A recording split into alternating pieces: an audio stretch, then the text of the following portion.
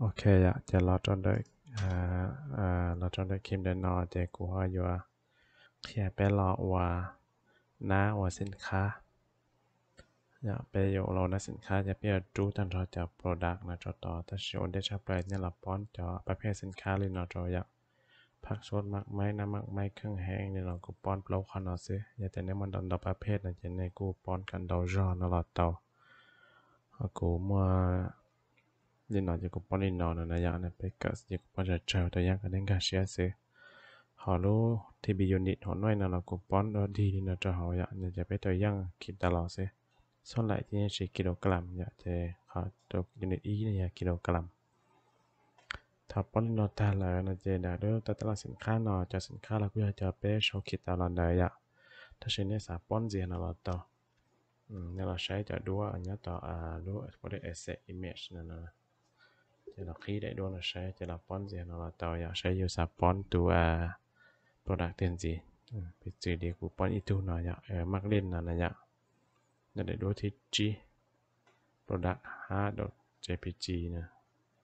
จะเนี่ยโชว์รูมเบนเนี่ยที่รูมเบนนะก็รองจะเราป้อนเด็ดเนาะเราอย่าไม่บวก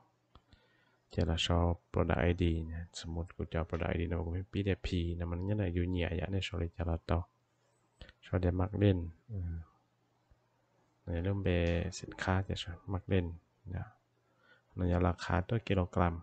แต่ไปโชว์ไปเจอจิพานะสายะตัวอย่างเพียจิพาซ่อนลุด9%ซาโปรโมชั่นส่งหน่อยประเภทหนึ่งเราจะยาเนี่ยจะเอาไปรู้ตัดตารางจะเนี่ยประเภทผักสดนั่นแหละผลน้อยหนึ่งเราจะกิโลกรัมจะโชว์รูมเบดูว่าอย่า product คิดต่อ G อย่าไปประดับไปอย่างเขาเปิดต่อโดย JPG นี่เนาะถ้าตอนนี้นอนแล้วเราจะเราเนี่ยจะไม่ถึงเขากันเนาะจะเนี่ยเซฟจอเป๊ะเลยอ่ะคือถ้าเซฟจอเป๊ะตาแล้วเราจะเป็นรอจดต่อเป๊ะnew project เนาะ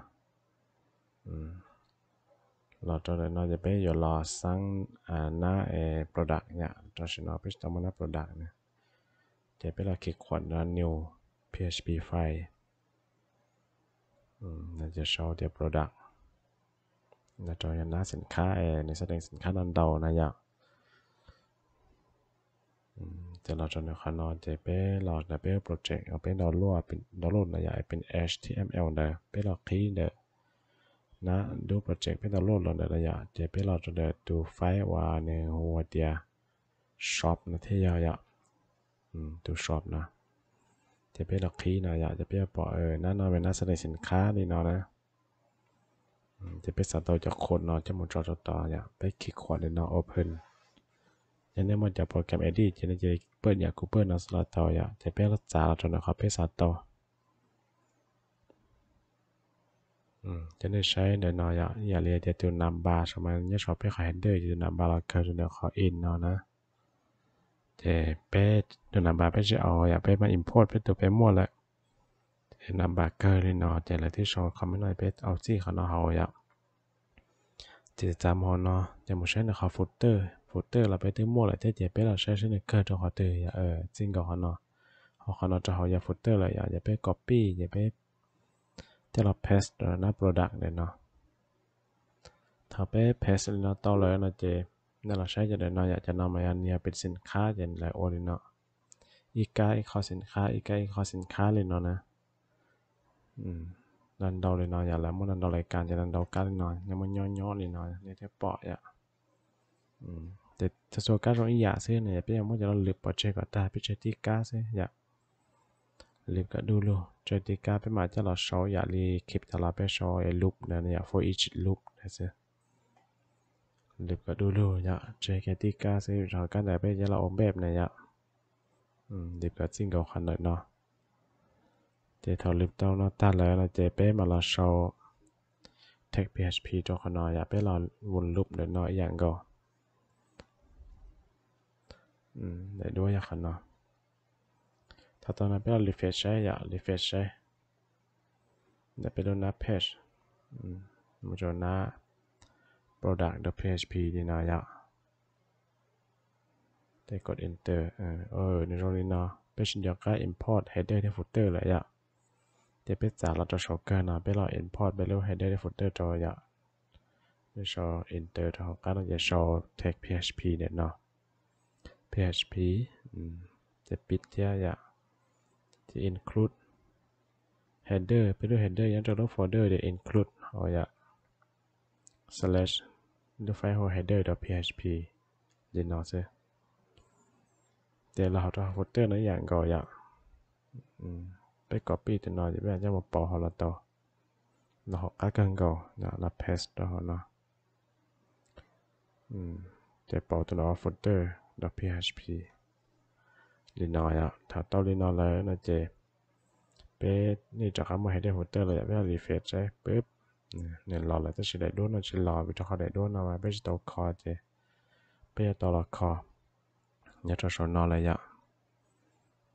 ได้ตัวเนาะได้ด้วยนะเป็นเราชอบรูปโฟลเดอร์ asset เอารูปโฟลเดอร์ asset image นะอย่าได้ด้วยอยากจะเอารูปโฟลเดอร์นอเลยจะเป็นเราคอขนาดจอในเรื่องของสังอย่าชอบกับที่ในเรื่องของสังที่ต้องจะรีเฟรชใช่เนี่ยได้ด้วยรอเลยอย่าถ้าใช้สินค้าเป็นหรือแต่เป็นชิ้นที่ได้หน่อซื้อเจ้าทอเป็นหรือแต่ละจะเป็นเราคอจอเนาะมดมูเนี่ยจะเป็นเราภาษาเราอย่าเขาอ่อนเนี่ยเป็นชอเดียวทางหมดนะซะทางหมดนี่เรา copy เดี๋ยวไปจอตอนเราตั้งแบบเราต่ออย่าเขา vegetable อย่าชอเดียวผักสดนั่นนะอย่านำมาเราต่อละเปใช้เชลไปย่อได้ใช่ไหมเนี่ยชออย่าเล่นในสัตว์ต่ออย่าขนาดกูตัวย่างสิ่งเจกูเจละตลอดชอหมูเทียหมักไม้สดน้ำหมักไม้อ่ะเดี๋ยวเราจะประเภทเครื่องแห้ง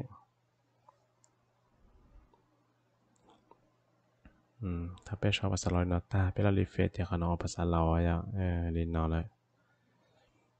แต่ชนอเป็นเราดึงจากสินค้าว่าเป็นป้อนหอทันข้อมูลเราจอขน่อยอ่ะ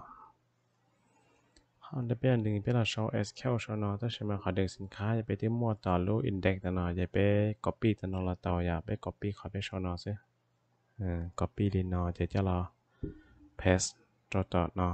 จะใช่ไหมไปเอาทันชอยจะไปใช้เลมินเลยไปขอเลมินจะเช็ดแต่เสียจะใช้ยาเลือกกุ้งก็ใช้ยาใจตัว SQL จะใช้โมเลมินเลยเราไปดึงจากสินค้าทันชอเราโชว์แล้วนะสินค้าหน่อยนอนะเดี๋ยวเราไปจูตัวเราตาเราแล้วนะจะไปเราต่อไปหน้า index เนาะเราเดี๋ยวเขาไปเคยโชว์สินค้าเราลูกค้าในรุ่นยาเสียจะไป copy ในรูป for loop ในนอนนะยะใช้ในคันนอใช้ในมุสาวเขาถือในสาวตอนในนอนเนี่ยจะไปเลือกอย่างคันนอมูยะวิธีคันนอที่ขอตอนรุ่งอย่างเก่าซึ่งจะไปจะได้ copy ในคันนอ copy ในนอยะจะเราเลยนะตอนนั้นจะเป็นจะเรา paste ตัวของกันนะ paste จอตัวรู้แล้วโชว์ในนอนนะ paste แค่โชว์ตัวน้อยะแล้วของกันเราจะต่อให้โชว์จะปึ๊บนี่เนาะจากนี้จะเรา overflow นะจะเป็นเรา refresh ใช่ปึ๊บเนี่ยจะสินค้ารอแก่เนี่ยสินค้ารอตลอดทันข้อมูลรอเลยแต่รุ่นของกันเราจะนั้นอย่างก่อนสิอยากจะรู้ว่าเรา fix static นะเพื่อเอานะเพื่อมันหรือเปล่าเจ้ขนาดนั้นเนี่ย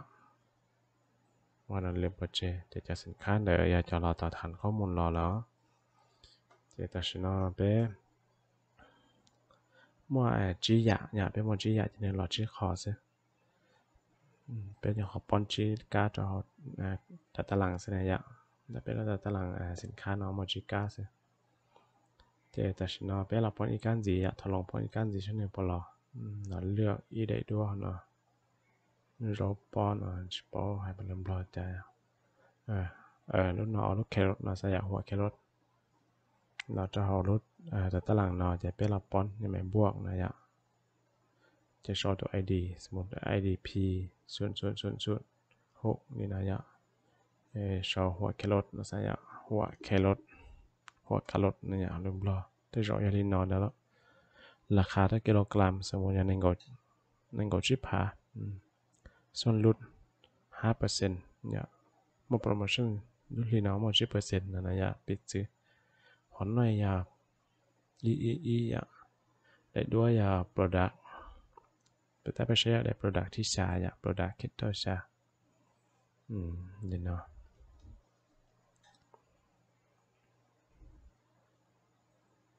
เท่าตอนเราจะเรายังไม่ถึกดีเนาะตาเจหนึ่งก้าวฐานข้อมูลเราจะไปเรารีเฟรชในบนรอตอนน้อยอ่ะปึ๊บในรออะไรอ่ะมอสโลจีเปอร์เซ็นต์เดียถ้าชิมาชัวจะเลขเนี่ยจะเลขราคาเราอย่างในชั่วโมงจุดเจนในชั้นย่อยๆยังจะไปเราปรับเด่นเนาะไปเราปรับกับเลขหมดจุดเลยเราโฟร์เมตนะอยากจะไปเราหมดตัวเนาะ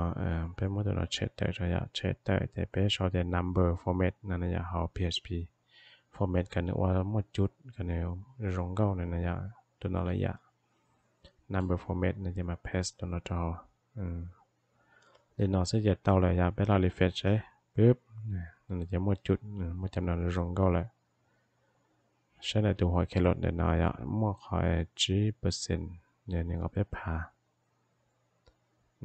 G%เดี๋ยวหนึ่งเอาไปผ่าชาบอจิเจ้าเลยชวนรงก็ไปละปอสมมติเราลุด9%นะใช่ยะเลยลุด19%ไปปอจะลุด19%นะยะหัวแครอท most promotion ลุด20%ถ้าไปปอนอเบชเรารีเฟรชในบ่ปอยะรีเฟรชเนี่ยเนาะจะตัวจีในโอหนึ่งกอยะปึ๊บชื่อหนึ่งกอจะราคาปกติยา25ลุด19%ที่ราคายาเซาเลยเสียยะโอเคเก็บนอจะไปละกะลีนอยะ